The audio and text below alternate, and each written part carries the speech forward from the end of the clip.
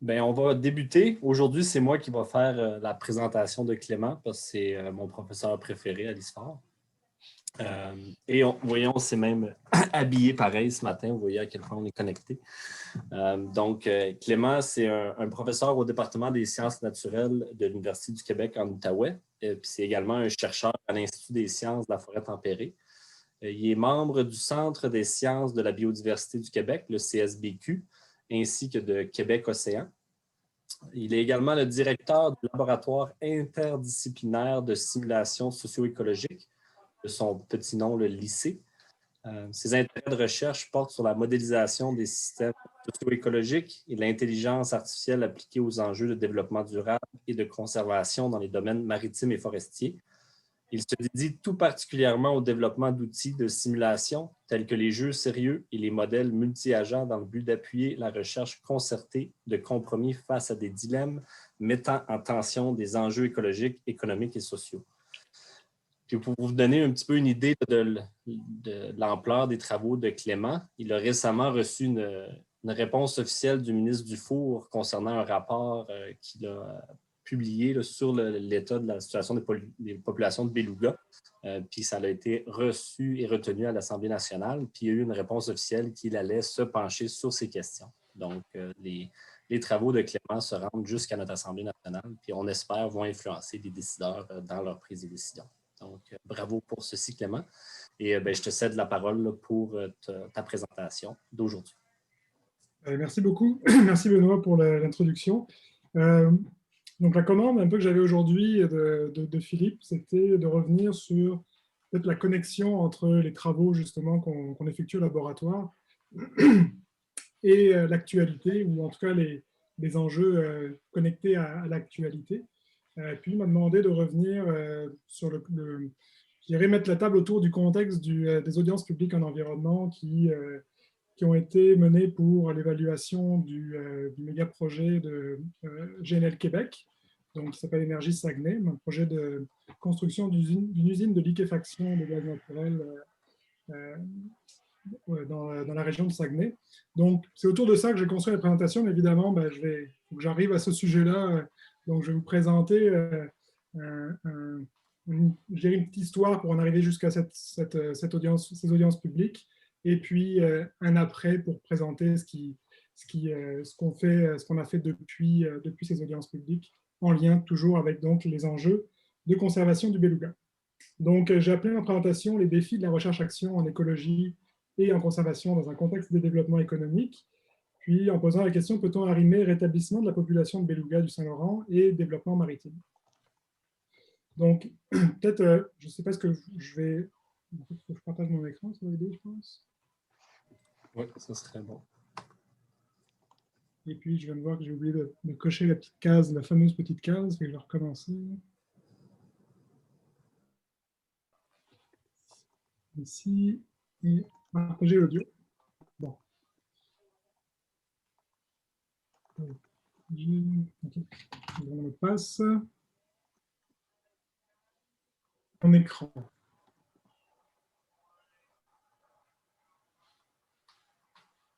Est-ce que vous voyez mon écran? Oui, tout est beau. Oui, c'est bon, parfait.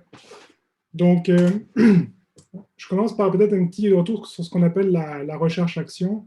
Peut-être un type de recherche qui, je pense, définit assez bien ce que je fais dans mon laboratoire, ce qu'on fait dans notre laboratoire. Donc, c'est une recherche qui est connectée directement à l'objet d'étude et qui peut venir finalement le modifier ou modifier le système étudié au cours de la recherche. Donc, j'ai mis quelques définitions qui sont assez génériques, tirées, vous voyez, de références assez grand public. Mais je pense qu'elles reprennent assez bien les éléments de ce qu'on appelle la recherche-action. Donc, on a un objectif dans cette démarche qui est d'apprendre à identifier des besoins ou bien à définir des problèmes avant d'établir une stratégie pour atteindre les objectifs de changement en réponse aux problèmes observés. Donc, on est dans un cycle. En fait, on pourrait souvent, on représente ça par des spirales où on va à la fois collecter des données, réfléchir à une situation, évaluer un problème et mettre en œuvre des solutions à travers une démarche de recherche ancré avec ces enjeux, et on va s'ajuster au fil du temps. Donc ça pourrait être connecté peut-être plus largement à des approches, par exemple, de gestion adaptative qui sont informées par des travaux de recherche. Donc c'est juste une petite introduction là-dessus. Donc le plan de ma présentation, je vais parler du beluga du Saint-Laurent, des enjeux reliés, enfin, surtout de l'enjeu du bruit sous-marin, parler du contexte de développement maritime dans l'habitat du beluga, et présenter les grandes lignes du programme de recherche que je pilote ici à l'UQO sur cette thématique-là. Je vais en venir donc à l'exemple concret des audiences publiques en environnement de ce projet Énergie Saguenay, et finalement, dans la lignée des recommandations qui ont été effectuées, présenter certains résultats de notre programme de recherche qui sont actuellement en préparation pour publication. Donc, tout d'abord, le beluga du Saint-Laurent, c'est peut-être un petit peu loin justement du contexte forestier de la plupart des recherches, beaucoup de recherches à l'ISFOR et au département de sciences naturelles, mais on travaille donc sur le beluga du Saint-Laurent, qui est une espèce de baleine à dents, donc, qui appartient au micro-ordre des odontocètes, deux grands micro-ordres, si on veut, les baleines à dents, donc les odontocètes, et les mysticètes, les baleines à fanon, donc qui ont des espèces de filtres en kératine qui permettent lorsque la baleine attrape beaucoup d'eau dans son rostre, elle peut simplement fermer ses fanons et expulser l'eau en gardant les planctons et autres proies. Donc les baleines à dents sont des baleines qui chassent les poissons généralement et qui utilisent notamment l'acoustique évidemment pour pouvoir localiser leurs proies. La population du Saint-Laurent, c'est une population qui est isolée dans le Saint-Laurent, évidemment. Elle a été isolée depuis la dernière glaciation. C'était un petit peu fait piéger par cette glaciation, puisque aujourd'hui, c'est la population la plus méridionale de toutes les populations de belugas du monde, qu'on retrouve essentiellement, principalement en fait, autour du cercle polaire arctique. Une population qui, dans début des années 1900, était autour de 10 000 individus et qui a été réduite à 800 000 individus, principalement à cause de la chasse. La chasse qui s'est arrêtée en 1979, donc il y a un moratoire sur la chasse au beluga dans le Saint-Laurent. Mais on trouve encore, si vous êtes intéressé, des archives sur les sites de l'ONF, par exemple, où on peut voir comment se passait un petit peu la chasse au beluga à l'époque. L'habitat, donc, évidemment, s'était réduit un petit peu à un peu de chagrin, je dirais, cette population, 800 000 individus, qui sont répartis ici, si vous voyez la carte, donc toute la zone hachurée représente, donc les contours ici, représente l'habitat essentiel désigné selon la loi sur l'espèce en péril du beluga du Saint-Laurent. Donc, une bonne partie de l'estuaire maritime, une petite partie de l'estuaire maritime, une grande partie dans l'estuaire moyen, la séparation étant à peu près entre Tadoussac et Rivière-du-Loup, et une partie du fjord du Saguenay.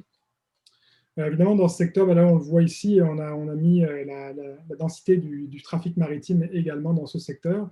Puis on voit que les navires marchands ici qui sont représentés, vous voyez qu'il y a beaucoup de transit de navires en plein dans l'habitat essentiel du beluga. Également un parc marin ici qui a été proposé et implémenté en 1998, justement principalement pour la première raison étant de protéger l'habitat de cette espèce, de cette population. Donc on parle d'une espèce qui est acoustique. Le petit nom qu'on donne au beluga, c'est le canari des mers. C'est une espèce qui utilise une très grande gamme de fréquences dans ses vocalisations et dans toutes ses fonctions d'écolocalisation également. On parle de fréquences aussi basses qu'une centaine de hertz jusqu'à des fréquences allant au-dessus de 150 kHz. Donc c'est vraiment je dirais une tassiture hors du commun pour une espèce. Puis c'est là que je vais vous présenter une petite vidéo d'une collaboratrice, Valeria Vergara de Oceanwise à Vancouver, qui travaille sur le beluga également, avec qui je collabore et qui fait une petite présentation très succincte pour vous présenter un peu certaines grandes lignes des enjeux en lien avec le beluga et le bruit sous-marin dans le Saint-Laurent. Donc, je vais arrêter le partage, recommencer le partage. La vidéo est en anglais. pouvez assurer que j'ai bien...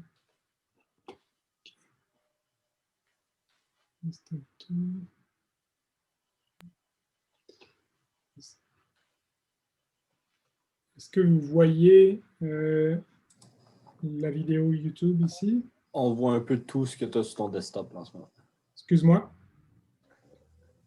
Je t'entends pas, Benoît. Ah, j'ai dit, on voit un peu tout ce que tu as sur ton desktop. Donc, une chance que tu n'as rien de... OK, vous voyez pas.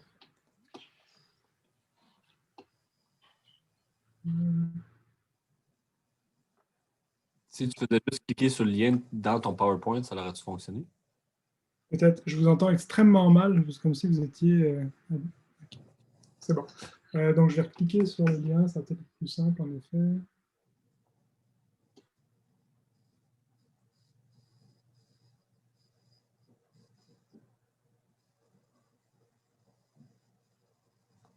Ça semble marcher. Là, on voit ta... Ça Oui, fonctionne. Parfait. Merci.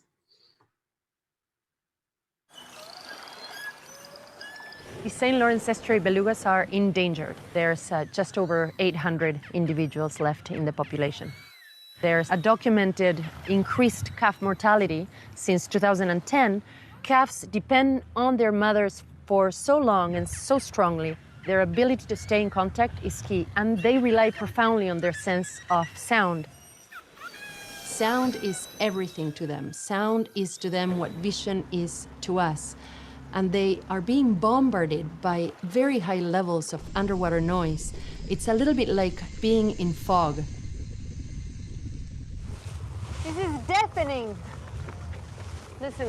Essentially, we are looking at whether anthropogenic noise disrupts mother-calf communication. So do mothers lose the ability to hear their calves?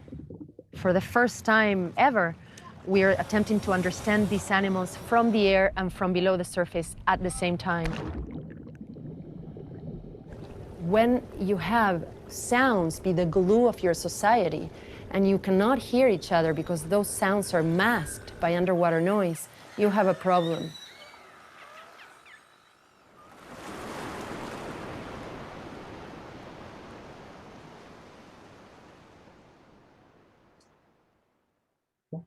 Donc, je vous ai montré cette petite vidéo pour, pour vous un peu faire un petit tour sur certains impacts. Évidemment, il y a beaucoup de recherches qui s'effectuent pour essayer de mieux caractériser quelles sont exactement la nature de ces impacts. Mais lorsqu'on parle du bruit sous-marin et de l'impact sur les baleines, on a généralement trois catégories d'impact qui ressortent. Évidemment, le premier niveau d'impact, c'est un changement de comportement, donc un animal qui est en train de... All right, wonderful. So it's just 2 minutes after 1 o'clock Pacific time. Désolé pour ça. OK. Donc, c'est ça. Les changements de comportement, c'est le premier niveau d'impact. Celui dont parle Valéria dans la vidéo, on parle beaucoup des enjeux de masquage. Donc, comme on l'a dit, le beluga est une espèce acoustique, communication, écolocation, identification des proies, identification des obstacles et peut-être même, dans certains cas, des prédateurs. Donc, si ces signaux qui servent à communiquer et à se localiser dans l'environnement sont masqués par du bruit externe, évidemment, on a une perte d'efficacité dans des activités qui peuvent être des activités vitales, donc des liens avec parfois des enjeux reliés à la survie. Valéria parlait du lien mère-veau. C'est un lien qu'on voit en écologie animale dans évidemment, beaucoup d'espèces de mammifères, où surtout dans les premières heures et les premiers instants de vie d'un veau, le lien entre la mère et le veau est très important et aussi fragile. Et une rupture d'un lien communication entre une mère et son veau peut, ou en tout cas une hypothèse est que ce lien-là, s'il est interrompu, peut entraîner l'abandon du nouveau-né. Donc, il peut y avoir des enjeux extrêmement importants au niveau du masquage. Et évidemment, lorsqu'on a affaire à des bruits anthropiques qui sont extrêmement élevés, on peut avoir des enjeux de perte d'audition temporaire ou permanente. Et pour certaines espèces, il y a même été documenté des bruits suffisamment forts qui peuvent causer des blessures internes et la mort d'un individu. Donc, tout ça, ça nous amène aux enjeux de rétablissement du beluga du Saint-Laurent. Alors, je l'ai dit, c'est une espèce en voie de disparition selon la loi sur les espèces en péril. Alors, comme on l'a vu dans la vidéo, une hausse de mortalité des veaux depuis 2010, qui est encore inexpliquée, beaucoup d'hypothèses, dont celle dont je viens de vous parler, mais difficile pour l'instant de vérifier. Puis malgré 20 ans d'efforts de rétablissement, on a une population qui continue à décliner à peu près au rythme de 1% par année. Puis ça, c'est les estimés qui sont effectués à partir de survols aériens qui ont lieu chaque année pour estimer la taille de la population. Donc, on a des suivis quand même très serrés de la population. Puis ça, c'est le Pêche et Océan Canada, le MPO, qui effectue ces suivis. Les principales menaces au rétablissement de cette espèce, il y en a 3 qui ont été identifiées. Les 2 premières, c'est disponibilité et qualité des proies. On voit qu'il y a des variations et il tend à y avoir une diminution dans les proies et également dans la qualité de ces proies, donc les apports nutritifs.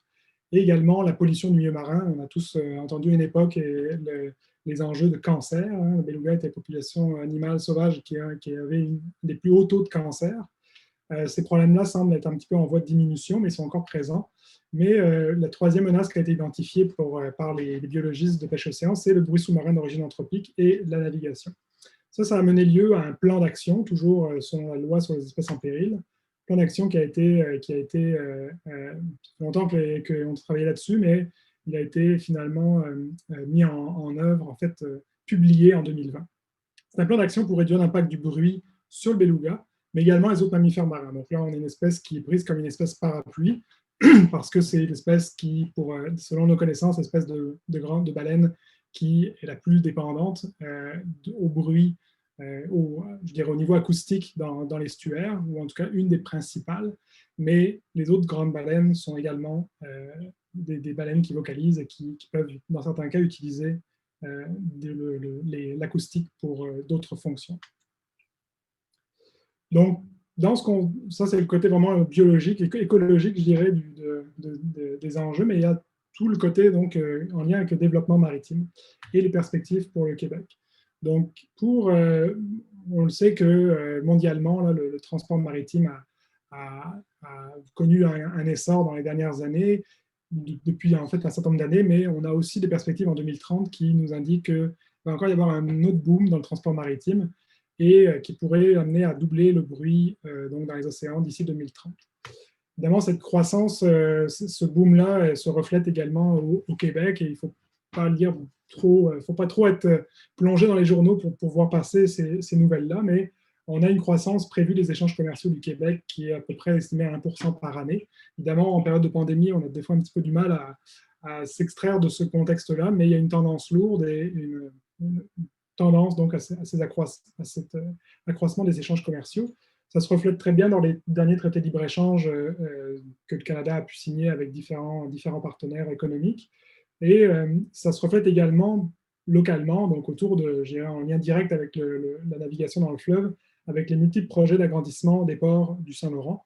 Je dis multiples, j'en cite 2 ici, que vous avez sans doute vu passer, le port de Montréal avec son terminal à Contrecœur, et le port de Québec, qui veut également implanter un terminal de conteneurs.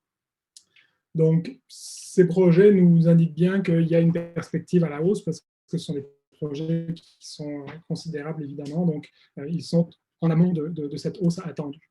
Donc, on s'attend à cette hausse de trafic dans l'habitat du beluga. Puis, si on regarde localement à l'échelle du fjord du Saguenay, qui est, souvenez-vous, une partie donc, de l'habitat essentiel du beluga, on a un cas évidemment spécifique qui va dans la même tendance au niveau du développement, puisque, bon, si on regarde le trafic actuel, on a à peu près 450 transits par année de navires de grande dimension dans le fjord, c'est à peu près 1,2 par jour. Puis, selon la stratégie maritime du Québec, il y a plusieurs grands projets qui ont été amenés par des promoteurs qui visent à construire des terminaux et donc acheminer et des matières premières ou des matières transformées à travers le fjord. 4 grands projets principaux que je nomme ici, dont celui dont je vous ai parlé, donc Québec Énergie Saguenay, qui est un projet qui pourrait à lui seul doubler les transits dans le Saguenay. Et si on regarde l'ensemble de ces projets, qu'on regarde également les augmentations en lien avec le tourisme de croisière, pour l'instant, on s'entend que le tourisme de croisière est au point mort, mais là aussi, il y avait des perspectives de développement autour du fjord du Saguenay. Mais on pourrait arriver, les estimations qui sont faites sont de l'ordre d'à peu près une multiplication par 3 du trafic sur le fjord. Donc, cette augmentation relative est extrêmement importante, même si ces chiffres restent plus bas que ce qu'il y a évidemment dans l'estuaire, où on a à peu près pendant l'été une quinzaine de transits journaliers, autour d'eux, ça peut fluctuer bien sûr. On a quand même une augmentation relative qui est attendue comme étant quelque chose d'assez important. Donc ça nous amène au contexte du programme de recherche pour lequel j'ai été financé donc en 2018 pour 5 ans, donc un financement obtenu du ministère des Forêts, de la Faune et des Parcs du Québec, un financement de $2 millions, puis qui a permis de mettre en branle un programme de recherche et surtout, premièrement, de bâtir une équipe que je qualifierais de formidable, une équipe d'agents de recherche, d'étudiants qui continue de grossir. Puis, le projet en tant que tel, pour ce financement, on parle d'un projet axé sur la modélisation du trafic maritime et des déplacements des baleines dans l'estuaire et le Saguenay pour informer un processus de réduction des impacts cumulatifs de la navigation sur le beluga et les grands orcales dans le contexte du déploiement de la stratégie maritime. Donc ça, c'est un grand titre pour dire finalement ce qu'on est intéressé à faire ici, c'est informer ce processus de réduction du bruit sous-marin dans l'habitat du beluga dans le contexte de la stratégie maritime. Donc dans un contexte où plusieurs projets sont proposés, des grands projets sont proposés qui viendraient, je dirais, s'il n'y a pas d'efforts qui sont effectués, qui pourraient être à l'encontre des efforts de rétablissement du beluga et des autres grandes espèces de baleines. Donc, 3 volets dans ce programme de recherche. Un volet qui concerne la modélisation. Puis là, je vais vous présenter donc qu'est-ce qu'on entend par modélisation. C'est de la modélisation un petit peu particulière, donc c'est ce qu'on appelle des modèles de simulation. Dans ce cas-ci, des modèles qu'on appelle des modèles basés sur agents ou basés sur individus. Ou modèle multi-agent, il y a plusieurs noms. En gros, ce qu'on souhaite faire et ce qu'on fait ici, et puis on travaille sur ce simulateur-là personnellement moi, depuis une quinzaine d'années, mais c'est évidemment un simulateur qui s'améliore au fil du temps, c'est de représenter donc, les déplacements et de bateaux et de baleines dans l'environnement qui nous intéresse, c'est-à-dire l'estuaire du Saint-Laurent et le Saguenay. Donc ici, vous voyez des points blancs qui sont des belugas, donc des troupeaux de belugas, qui sont en semi-transparence lorsqu'ils sont en plongée. Puis, vous voyez des cubes noirs au loin qui approchent. Ça, ce sont vraiment les cargos, donc ils suivent la route des cargos.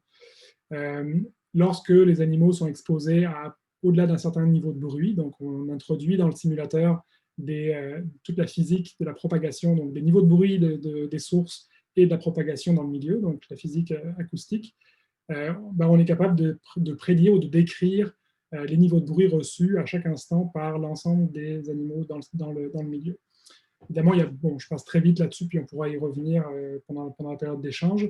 Il y a énormément d'éléments là-dedans qui sont développés de façon indépendante par des chercheurs avec des spécificités disciplinaires propres.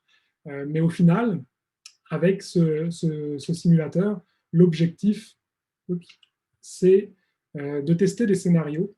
Donc, que ce soit les scénarios, par exemple, d'augmentation du trafic et de vérifier quels seraient les impacts au niveau en termes d'exposition ou en termes de risque de collision qui pourrait exister entre certains navires et certaines espèces de baleines, ou de tester, par exemple, des mesures d'atténuation. Alors, les mesures d'atténuation du bruit, il y en a plusieurs. On peut parler de mesures de zonage, des changements de route, des réductions de vitesse, ou bien des mesures technologiques qui viseraient à réduire le bruit de certains navires par des changements qu'on appelle de rétrofit, par exemple, ou l'implantation de nouvelles flottes moins bruyantes. Puis également, donc, les aspects économiques de ces mesures d'atténuation sont également considérés dans ce programme de recherche. Au final, avec l'ensemble des scénarios qui sont construits ou co-construits avec un ensemble d'acteurs, donc qui sont représentés par ici un groupe de travail avec lequel qu'on a créé en 2011 et qui continue à travailler sur ces enjeux de réduction de l'impact de la navigation sur les baleines. On rassemble un ensemble d'acteurs et à travers des itérations, propose des scénarios, on les teste avec le simulateur et également avec d'autres types d'analyses et on vient, faire une analyse concertée de ces résultats-là avec l'ensemble des acteurs jusqu'à ultimement arriver à la mise en place de certaines mesures. Donc là, on rentre dans cette espèce de spirale de la recherche-action que je vous ai présentée au début, où de façon itérative, on vient faire des tests avec les outils de modélisation, les outils d'analyse qu'on a, sur des scénarios hypothétiques de réduction des impacts, par exemple, de la navigation.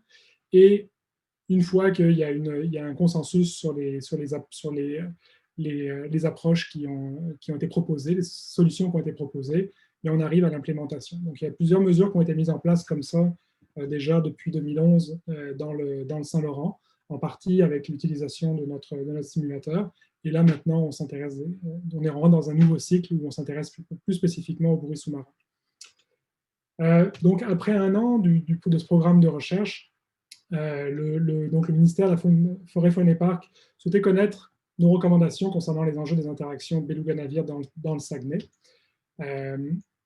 Les principaux résultats qui sont sortis après une année seulement, donc c'était un mandat, je dirais, le premier mandat était assez serré, donc il a fallu mettre les bouchées triples pour pouvoir arriver avec des résultats informatifs et émettre des avis avisés, en fait, faire des recommandations avisées aux gestionnaires du ministère. Les premières analyses qu'on a pu effectuer, notamment sur une base de données qui représente plus de 35 ans de données de photo-identification du beluga, ça a été de mettre en lumière l'importance du Saguenay pour le beluga, une importance qu'on n'avait pas estimée aussi forte, je dirais, avec les inventaires aériens qui sont effectués régulièrement, puisqu'on démontrait qu'environ 50% des belugas fréquentent le Saguenay. Ce qu'on savait, c'est qu'en tout temps, on a à peu près 5%, 2 à 5% de la population qui est dans le Saguenay, mais on ne savait pas qui étaient ces animaux. Les analyses ont donc montré que on a 50% des belugas qui fréquentent le Saguenay et jusqu'à 2/3 des femelles qui fréquentent le Saguenay. Donc effectivement, ce petit secteur de l'habitat semble être beaucoup plus important que ce qu'on pouvait imaginer pour justifier que autant d'individus de la population souhaitent l'utiliser ou l'utilisent de façon plus ou moins régulière. Ce qu'on a pu aussi démontrer, c'est que lorsqu'on utilise des approches, comme je vous ai montré, donc à l'échelle de l'individu, où on modélise les déplacements, les hypothèses sur les comportements individuels qu'on va implanter dans le simulateur vont modifier l'évaluation des impacts du trafic sur le beluga. Donc ça va avoir un impact, un effet sur les niveaux d'exposition au bruit qu'on peut prédire à travers l'évaluation des expositions. Donc ça a des conséquences importantes parce que présentement, dans les approches qui sont proposées pour faire de l'évaluation d'impact, on ne travaille jamais à l'échelle de l'individu, on travaille à l'échelle de l'habitat. Et en travaillant à l'échelle de l'habitat, on vient, je dirais, écraser, moyenner les niveaux d'exposition qu'on peut anticiper, par exemple en cas d'augmentation du trafic. Et ça peut être très problématique parce que si on sous-estime l'exposition de certains segments de la population d'un facteur important, comme nous montraient nos premières simulations, bien là, on vient peut-être de mal prendre en considération les impacts réels des activités de navigation sur le beluga. Ce qu'on a pu mettre en lumière après une année, évidemment, c'est qu'il subsiste beaucoup d'incertitudes sur les impacts du transport, et notamment en lien avec quelle est la capacité de support du Saguenay par rapport au trafic maritime. Donc, combien est-ce que le Saguenay peut supporter de nouveaux transits sans risquer de faire perdre une partie de l'habitat ou de dégrader l'habitat du beluga et éventuellement d'entraîner son abandon partiel ou complet. Ça, c'est des questions qui restent en suspens. Puis je vais y revenir un petit peu plus tard dans la fin de la présentation. Donc, les recommandations après une année, ça a été, dans notre cas, à la vue des premiers résultats qu'on avait, c'était de recommander au ministère, avant d'autoriser l'ajout de nouveaux projets qui ajouteraient des nouveaux transits dans le Saguenay, on a évidemment mentionné qu'il était très important et extrêmement prioritaire de compléter les évaluations d'impact issues des programmes de recherche en cours, donc pas juste le nôtre. Il y a des travaux qui sont effectués par d'autres équipes, notamment à Pêche Océan Canada, évidemment. Donc, ces programmes de recherche sont financés, évidemment, avec des fonds publics, visent à apporter des réponses à ces questions-là. Donc, précipiter des décisions avant d'être allé au bout de ces programmes de recherche, c'est un petit peu inquiétant, puis on peut mettre un peu la charrue avant les bœufs, je dirais. Donc, ce qu'on proposait plutôt, c'est de travailler en amont avec les acteurs de l'industrie maritime et du gouvernement et des organisations non gouvernementales pour élaborer une stratégie de navigation sur le Saguenay qui soit soutenable pour le beluga. Et après l'élaboration de ce cadre-là, être en mesure d'évaluer les projets proposés par des promoteurs sur la base des balises qui ont été établies dans cette stratégie de navigation durable. Donc, proposer vraiment de travailler de façon avec précaution et d'évaluer les impacts complets avant de donner le go à des nouveaux projets qui pourraient avoir un impact sur les populations menacées. Et évidemment, on a également parlé d'impliquer plus que le transport maritime et les autres acteurs de la chaîne de transport. Donc, c'est un appel à la prudence et à la patience qui est sorti de nos premiers résultats après l'an 1. Évidemment, c'est ce genre d'appel à la patience qui ne sont pas toujours bien reçus si on revient sur le côté peut-être un peu plus en coulisses, on va dire. Ce n'étaient pas nécessairement des réponses qui étaient, je dirais, souhaitées de la part on pourrait dire, du palier politique, puisque si on parle spécifiquement du projet de Énergie Saguenay, on a ici un projet qui a été proposé qui serait le plus gros projet industriel de l'histoire du Québec, donc évidemment 9 à 14 milliards de dollars. Puis, si on revient sur le contexte politique, un projet qui a été encensé à maintes reprises par le gouvernement, par plusieurs ministres. Donc, politiquement, évidemment, il y a une pression qui est existante là, pour que ces projets-là puissent avoir toutes les chances évidemment de naître, puisque on a ici un projet qui pourrait avoir des retombées intéressantes pour le Québec et pour le Canada.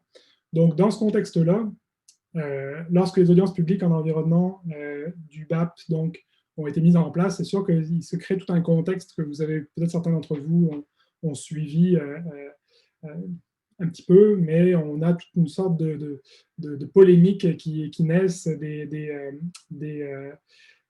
c'est ça, des polémiques qui sont relayées par les médias beaucoup, autour de, par exemple, l'intégrité des commissaires du BAP qui se sont chargés de mener ces audiences publiques.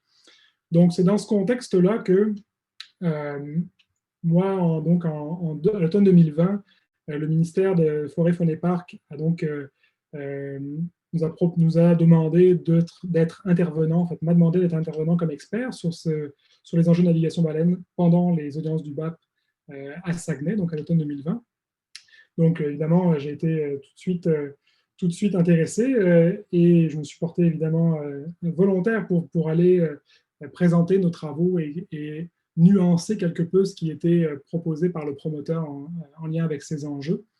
Il faut savoir aussi, puis bon, ça a pris un petit peu d'insistance pour que le BAP accepte que le MFFP puisse faire venir des chercheurs à titre d'experts. Ça, c'est des choses qu'on ne s'explique pas tout à fait encore, mais finalement, ça a pu avoir lieu.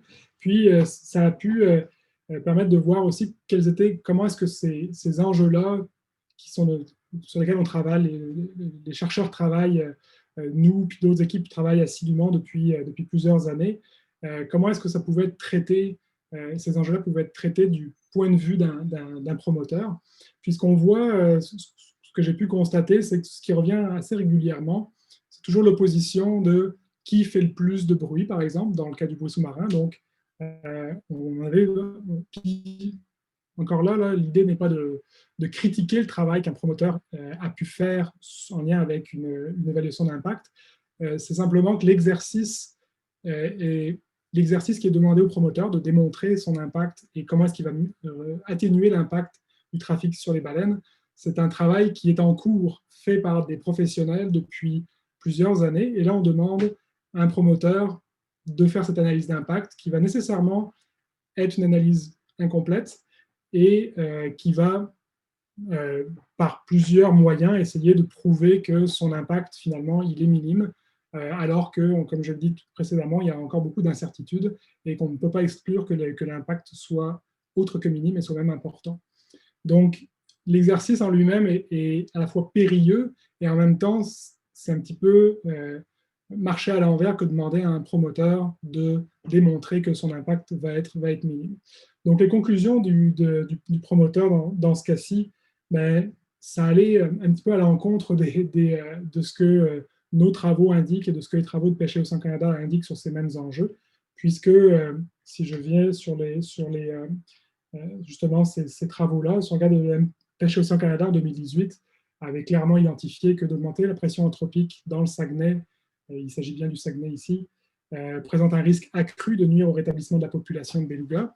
Donc, il y a un risque qui est accru. Est-ce qu'il est minime? Est-ce qu'il est élevé?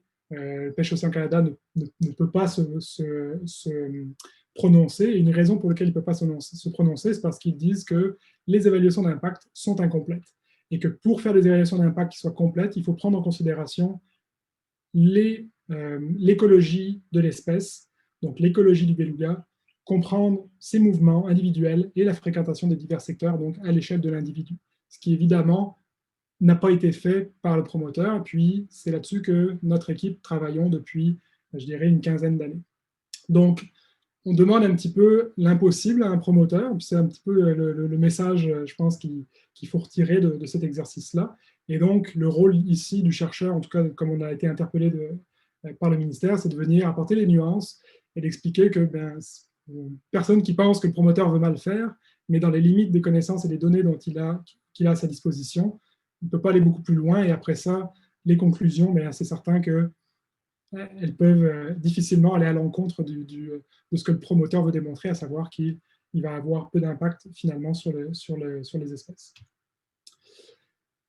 Puis, je reprends ici également donc, dans nos recommandations effectuées en 2019, où on met en lumière qu'il y a un haut niveau d'incertitude, et puis qu'en fonction évidemment des caractéristiques de la population de beluga, on recommande d'être très prudent dans la prise de décision pour lesquelles les effets écologiques dommageables et irréversibles ne peuvent pas être exclus. Donc, une approche vraiment basée sur la précaution. Donc, au final, si on revient sur ce projet qui a été proposé donc par Génel Québec, il y a eu donc 2500 mémoires, au-delà de 2500 mémoires qui ont été reçues du grand public et d'organismes divers. C'est un record. Il y a eu donc 90% de ces mémoires ont été opposées au projet donc, de Génel. Donc, il y a un avis du public vraiment très, très défavorable. Et puis, les conclusions du BAP suivent, je dirais, le cœur de l'essentiel de ces mémoires et des interventions qui ont eu lieu, à savoir que le BAP est défavorable, mais ne fait pas de recommandations. Donc là aussi, quelque chose qui est quand même assez étonnant. Il y a très peu de points positifs. En fait, il y a peu de points positifs, si ce n'est aucun point positif dans ce rapport, ou en tout cas très peu.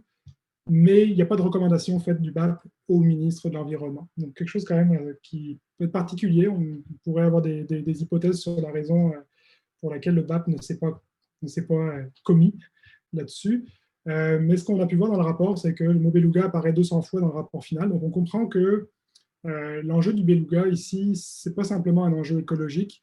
On ne peut pas vraiment dire que le beluga soit une espèce clé dans l'écosystème du Saint-Laurent. En tout cas, on n'a pas de démonstration qui puisse l'appuyer. Donc on a ici une espèce qui a une très forte valeur, évidemment, sociale, patrimoniale, culturelle et affective même, je dirais, pour de nombreux Québécois et Canadiens. Et donc, ici, on a un enjeu qui dépasse largement l'enjeu écologique en tant que tel. Et je pense que c'est assez bien reflété, encore une fois, dans ce processus des audiences publiques ici. Puis là, une phrase, un des avis donc, du BAP que j'ai repris ici, parce que je pense qu'il est très révélateur des mises en garde qu'on a faites, que d'autres ont pu faire également et qui ont été bien reçues, à savoir que la commission donc, du BAP considère que le bruit sous-marin d'origine anthropique nécessite une gestion globale et stratégique, donc pas juste projet par projet, mais une gestion globale à l'échelle donc de l'ensemble du territoire, de l'habitat important pour l'espèce, qui vise donc l'ensemble des activités maritimes pour que tout futur développement se fasse dans le respect du principe de la capacité de support des écosystèmes de la loi sur le développement durable. Cette notion de capacité de support est extrêmement importante parce qu'elle revient, mais elle revient en fait souvent dans la théorie. Ici, c'est intéressant de l'avoir évoqué dans le rapport du BAP. Et pour cet enjeu spécifique, pour l'instant, on ne la connaît pas, la capacité de support du Saguenay. Donc, on pourrait se poser la question combien de transits de navires on peut mettre dans le Saguenay sans que ça affecte le beluga. Pour l'instant, on n'a pas de réponse à cette question.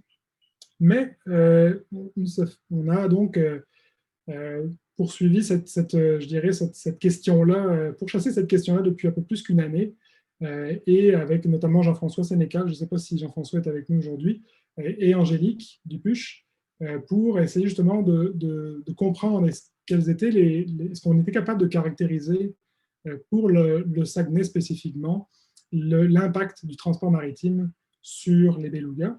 Puis on s'est intéressé, donc on a eu la chance de pouvoir bénéficier, enfin c'est plus que de la chance, mais on a eu donc la collaboration de plusieurs partenaires qui nous ont partagé des jeux de données qui sont 3 jeux de données indépendants sur 2 secteurs dans le Saguenay, donc un à l'embouchure et un autre à Baie-Sainte-Marguerite, qui sont 2 endroits clés de l'habitat du beluga. Puis, ce sont des données avec lesquelles on voulait répondre à la question suivante. Est-ce que les belugas fréquentent moins le Saguenay quand le nombre de transits de navires marchands augmente? Question qui peut paraître assez simple, comme souvent les questions de recherche, mais qui évidemment est un peu plus compliquée à creuser.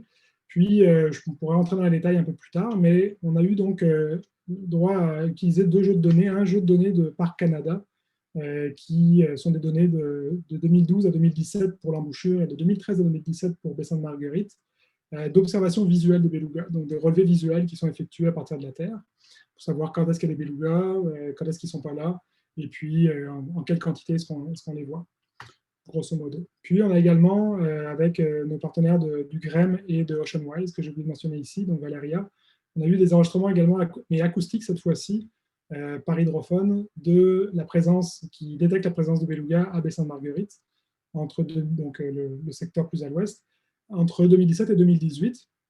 Et ce qui est intéressant, c'est que lorsque les belugas sont à Baie-Sainte-Marguerite, ils vocalisent à peu près 100% du temps. Donc c'est très rare sur une période de 5 minutes d'avoir des belugas à Baie-Sainte-Marguerite et que les belugas ne vocalisent pas. Donc, et ça a été validé évidemment avec des données visuelles. Donc, lorsqu'on a une détection de vocalisation dans les données d'enregistrement par hydrophone, on sait qu'on a les belugas. Puis lorsqu'on a une absence pendant 5 minutes ou plus, on peut détecter que c'est une absence de belugas.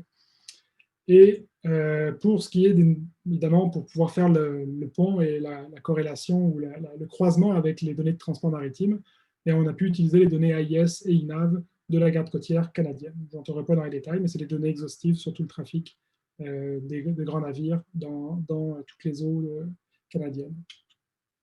Puis, ce que ça nous a permis de peut-être commencer à élaborer, c'est donc sur cette notion de capacité de support du Saguenay. Premièrement, ça a été de regarder donc, dans l'embouchure. Ce qu'on a pu regarder, c'est que lorsqu'on avait 2 navires et plus qui passaient dans le Saguenay une journée donnée, le lendemain, la fréquentation baissait d'à peu près autour de 35 à 40%. Donc, on avait 35 à 40% de moins de temps de présence journalière de belugas lorsqu'on avait 2 navires et plus qui étaient passés la veille. On voit qu'on a également une diminution qui est significative lorsqu'on a simplement un bateau, à comparer d'une journée où on a eu 0 transit de navire. Donc là, un résultat qui a fait tomber de leur chaise plusieurs personnes. Et un autre résultat pour Baie-Sainte-Marguerite qui va dans la même direction avec les 2 autres jeux de données indépendants, donc les données d'hydrophone et les autres données d'observation terrestre, où on constate également que lorsqu'on a 2 navires et plus qui sont passés dans le Saguenay, eh bien, la fréquentation de Baie-Sainte-Marguerite diminue également de l'ordre, ici pareil, donc de 33 à 41%. Donc ici, évidemment, ce sont des analyses qui nécessitent beaucoup de validation. Énormément de validations ont déjà été faites. On est en train, le prochain test de validation, ça va être la révision par les pairs. Mais d'ores et déjà, ces résultats sont un petit peu préoccupants, je dirais, concernant l'augmentation éventuelle du trafic dans le Saguenay, puisqu'il suggère qu'à partir de 2 navires, de façon quasi systématique, on pourrait qualifier une baisse de fréquentation des belugas dans ce secteur clé, un secteur qui est clé principalement pour les femelles et pour les veaux. Donc, je voulais finir là-dessus.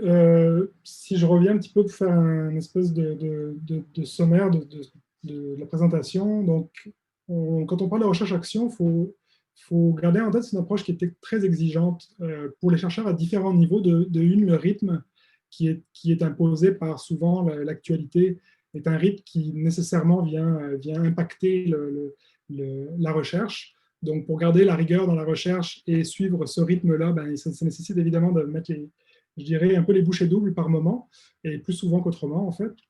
Donc, une approche qui est extrêmement exigeante, puis qui, dans certains cas, doit se recentrer sur la définition des problèmes. Souvent, lorsqu'on a un enjeu de gestion, tout le monde a un peu une perception du problème, de quel problème, mais finalement, ce problème-là n'est jamais bien défini. Donc ici, redéfinir le problème dans lequel je vous ai présenté autour de cette question de la capacité de support serait probablement une façon de regarder la problématique, l'enjeu pour le beluga de façon, je dirais, claire et facile également à communiquer.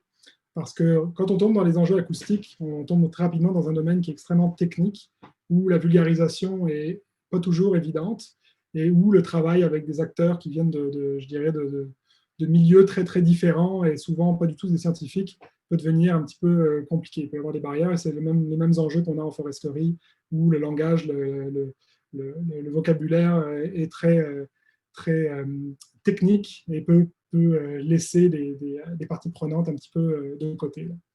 Donc, bien définir le problème écologique, c'est crucial. Est-ce qu'on peut arrimer développement économique et protection du beluga? La science offre des pistes de solutions, la technologie également. Donc, on pourrait penser que oui, on peut être optimiste et penser qu'il y a des façons de faire.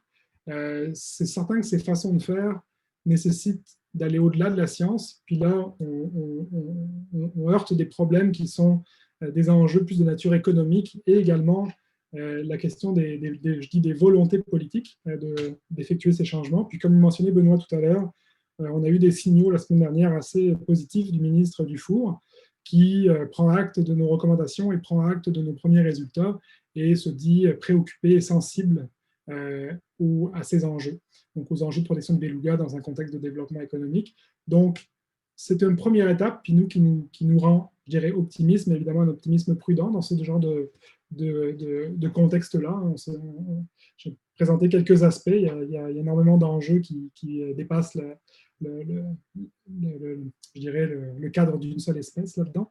Donc, mais ça prendra ses volontés politiques pour éventuellement trouver des bonnes avenues. Puis il y a d'autres façons, il y a d'autres raisons d'être optimiste, puisque le gouvernement fédéral également de son côté, qui a quand même juridiction sur la protection des espèces en péril et sur le trafic maritime, est engagé dans des initiatives, plusieurs initiatives. On peut parler de Transport Canada avec l'initiative sur les impacts cumulatifs, et également le Centre d'innovation Transport Canada qui travaille sur les technologies de réduction du bruit, sur les approches de réduction du bruit sous-marin, des bateaux en général. Puis également une initiative de l'Agence d'évaluation d'impact du Canada qui étudie la possibilité d'effectuer une analyse régionale, donc une analyse à l'échelle du Saint-Laurent au complet, pour offrir ce cadre un petit peu, un cadre beaucoup plus balisé qui permettrait de mieux encadrer l'évaluation des nouveaux projets, des grands projets lorsqu'ils sont proposés. Donc, il y a des matières à être optimiste. Évidemment, comme je disais, c'est un optimisme prudent, mais il faut, je pense, comme chercheur, continuer d'accompagner ces efforts-là et puis espérer que les résultats fassent leur chemin sur les bonnes tables de décision.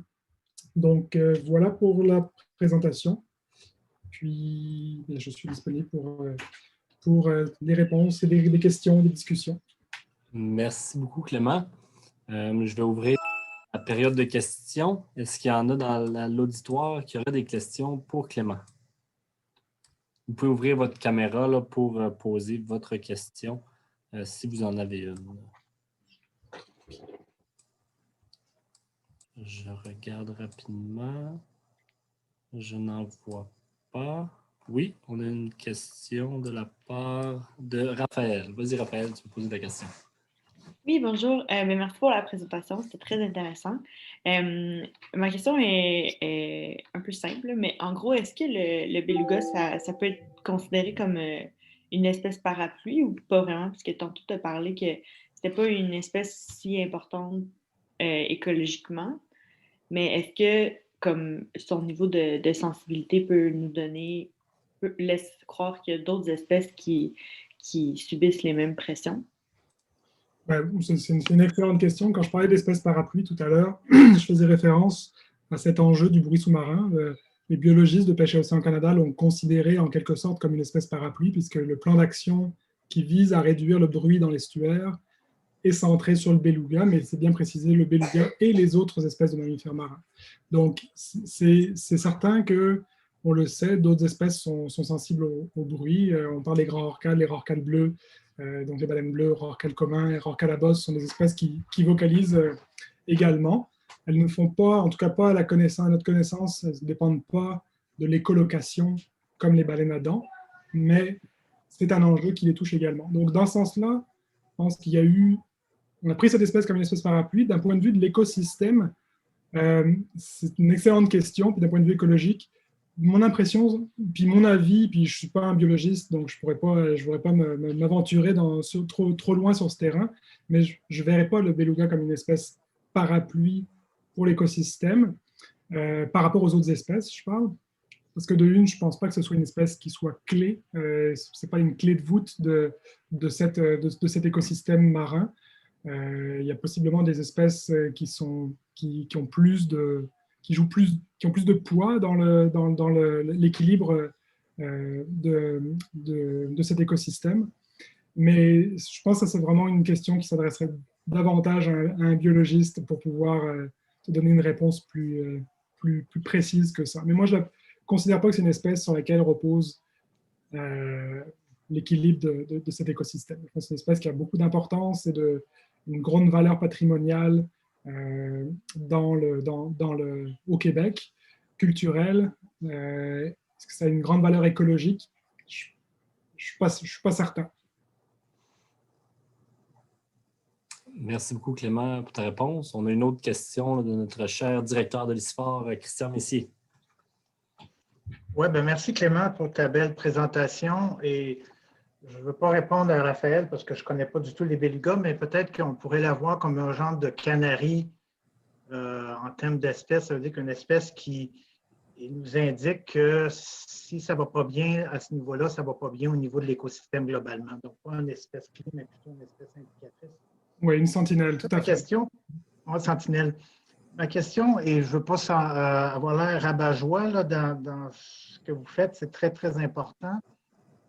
Mais dans mon expérience comme chercheur, j'ai souvent eu l'impression, et je te demande si tu as eu cette impression-là, et j'ai déjà eu l'impression que souvent, les politiciens nous donnaient de l'argent pour faire une étude, pour pouvoir prendre une décision en se disant, on a consulté les scientifiques, on a fait l'étude, mais que la décision qu'ils vont prendre, la décision est déjà prise et qu'on nous utilise un peu pour cautionner la décision qu'ils ont prise. Et j'avoue que j'ai souvent eu ce sentiment-là dans ma vie, que ça m'a toujours agacé. Et je voulais savoir ce que tu en pensais. C'est une excellente question. Je te dirais que le programme de recherche, je l'ai écrit avec un collaborateur en 2017. Et ce collaborateur avec qui on a monté ce programme de recherche avant de le proposer au ministère, je pense qu'il n'y a pas eu une rencontre qu'on ait eue préparatoire où on ne s'est pas dit qu'il ne fallait pas qu'on soit instrumentalisé autour de ces enjeux, parce qu'on connaissait les intentions, évidemment, du gouvernement à l'époque vis-à-vis des grands projets. Puis, ce qu'on avait toujours mis de l'avant auprès de nos interlocuteurs, c'était on embarque dans cette initiative-là pour bien faire les choses. On veut bien faire les choses, donc faire les choses dans le bon ordre, et il n'y aura pas de censure, on ne fera pas de complaisance avec nos résultats, et on dira ce qui sortira de nos résultats avec la confiance qu'on aura au moment où on nous le demandera. C'est ce qu'on a fait. Je pense que ça n'a pas été des décisions faciles, surtout comme je me considère encore, même si j'ai beaucoup de cheveux gris et de poils gris, comme un jeune chercheur, ça n'a pas été facile de faire des recommandations qui vont à l'encontre de ce que ton bailleur de fonds attend de toi finalement, parce qu'on n'est pas dupe. On sait bien que ce moteur économique est important, puis qu'en levant des drapeaux, on ne fait pas plaisir nécessairement à ce moteur économique-là. Donc, je te dirais que ça a été très présent. Est-ce qu'il va y avoir une tentative ou est-ce qu'il va... là-dessus, je reprends, j'ai eu une rencontre avec le sous-ministre de l'Environnement il y a 5 ans, qui disait, vous allez voir, parce qu'il était un scientifique, puis était sous-ministre au ministère de l'Environnement, il nous avait dit, vous allez voir, les politiciens ont le don de prendre les pires décisions avec les meilleures données. Parce qu'il avait entendu notre speech, puis il nous avait entendu, c'était un petit peu il disait ça un petit peu à la blague, mais il disait ça avec la blague, mais sérieusement quand même. Donc il nous disait, méfiez-vous, soyez prudents, soyez clairs dans vos messages, dans vos rapports, dans vos formulations, pour ne pas laisser le moins de place possible à justement des interprétations détournées ou autres. Et ça, je pense que c'est un travail de communication qui est extrêmement important, puis c'est une responsabilité des chercheurs, et c'est peut-être quelque chose qu'on ne fait pas souvent, ou à laquelle on ne prête pas nécessairement toute l'attention qu'on devrait en permanence, surtout quand on est sur des sujets sensibles. On a mis beaucoup d'attention pour essayer de ne pas être mal interprété. On n'est jamais parfait, puis je ne m'entends pas qu'on l'ait été, mais pour revenir à ta question, oui, je pense qu'on a eu peur de ça. J'espère qu'on s'en est protégé si c'était une menace réelle, mais effectivement, on a pu sentir que ce n'était pas ce qui était souhaité. Juste un commentaire, si vous permettez, Benoît, Monsieur Gendreau. Juste un commentaire là-dessus, c'est que souvent, les politiciens, je pense qu'ils le font, je ne vais pas dire de mauvaise foi, mais peut-être de mauvaise foi, mais ils vont nous dire, êtes-vous certain de vos résultats? Et comme scientifique, on n'est jamais certain. Et c'est ça le problème. Et souvent, moi, je détournais la question en disant, mais êtes-vous certain que ce que vous faites n'a pas d'impact? Et si vous n'êtes pas certain, peut-être qu'il y a toujours un principe de précaution qui doit être mis de l'avant. Mais ça revient tout le temps. Il faudrait être certain de nos résultats, certain de nos réponses, et c'est impossible d'être certain en science. Et à ce moment-là, il y a toujours une marge de manœuvre pour que les politiciens disent, bien, les scientifiques ont fait la recherche, ils ne sont pas certains, donc on prend cette décision. Mais bon, c'est inévitable. Tu n'as pas besoin de commenter là-dessus, c'est juste une réflexion personnelle, mais je pense que la personne qui t'avait dit ta dernière réflexion était un sage parce que c'est très vrai. Tu le connais sans doute en plus. Oui, tout à fait. Merci beaucoup, Christian. Est-ce qu'on a une autre question de l'audience? Sinon, moi, j'ai... Ah, Romain Yaguerre, vas-y, je te cède la parole. Merci Clément pour ta présentation. J'avais une petite question par rapport à des figures de baisse des fréquentations. Je me demandais, en fait, cette baisse de fréquentation, où est-ce que les belugas s'en vont, en fait, quand tu les vois plus par après, le jour d'après, finalement? Est-ce que vous avez des données sur les mouvements, en fait, sur les groupes de belugas, où est-ce qu'ils s'en vont? Puis, est-ce que vous avez aussi des données sur le temps de rétablissement que ça leur prend à se retrouver de nouveau dans ces endroits où vous avez des prises de données comme l'embouchure ou la baie Sainte-Marguerite? C'est une bonne question. La première question, c'est quelque chose qu'on veut regarder parce qu'on a ce même genre de données d'observation terrestre et par hydrophone dans d'autres secteurs de l'habitat. Donc, on va regarder s'il peut y avoir effectivement un transfert. Si l'hypothèse est que soit les animaux restent moins longtemps, soit il y a moins d'animaux. Il ne faut pas oublier qu'ils se promènent toujours en groupe. C'est des groupes de plus ou moins grande taille. Donc, si tu as un groupe de 60 individus ou si maintenant tu as un groupe de 40 individus, ben, peut-être c'est juste cette différence de taille qui fait qu'un plus gros groupe a peut-être plus tendance à rester plus longtemps et donc à occuper le secteur plus longtemps. Donc, on ne sait pas encore si certains animaux s'extraient parce qu'ils ont été exposés peut-être à des forts niveaux les jours précédents et ils ont besoin de récupérer un petit peu plus à l'écart parce qu'il ne faut pas oublier que le Saguenay, c'est très étroit. Donc, quand on croise un navire, quand un beluga croise un navire dans le Saguenay, il ne peut pas trop s'échapper, puis il est pris avec un avion qui lui passe près des oreilles. Donc, on ne sait pas encore le mécanisme qui explique ces résultats-là. Puis c'est un petit peu, pour l'instant, le point où on en est. On a plus de questions qui s'ouvrent que de réponses. Ce qu'on observe, c'est un changement d'usage d'un habitat qui est déjà suffisamment inquiétant pour être noté. Les mécanismes, on ne les connaît pas. Donc oui, on va regarder sur d'autres secteurs, voir si on peut faire ce pont avec... c'est des vases communicants, donc est-ce que si on a moins d'animaux ici, on en a plus ailleurs? Donc ça, on va pouvoir potentiellement répondre à cette question. Puis ton autre question, c'est le temps de retour. C'est une question qu'on s'est posée et pour l'instant, on n'a pas encore pu faire ces analyses. c'est quand même des analyses assez ardues là, au niveau de manipulation de ces données-là, mais c'est quelque chose qu'on va regarder effectivement avec Jean-François et Angélique. Merci. C'est des bonnes questions. Merci beaucoup, Romain. Je pense qu'on a écoulé tout le temps qu'on avait pour aujourd'hui. Je vais recéder la parole à Philippe, qui est de retour parmi nous, pour un petit mot de la fin.